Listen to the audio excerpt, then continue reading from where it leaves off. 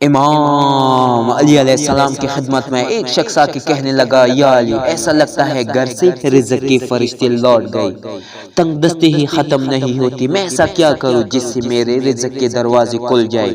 یہ کہنا تھا تو امام علی علیہ السلام نے فرمایا، اے شخص، تمہارا چہرہ بتا رہا ہے کہ تم ایک بد عمل سے تمہارے رزق کے دروازے بند ہو رہے ہیں۔ وہ کہنے لگا، یا علی، وہ کون سا بد عمل ہے جس سے میرے رزق کے دروازے بند ہو رہی ہے؟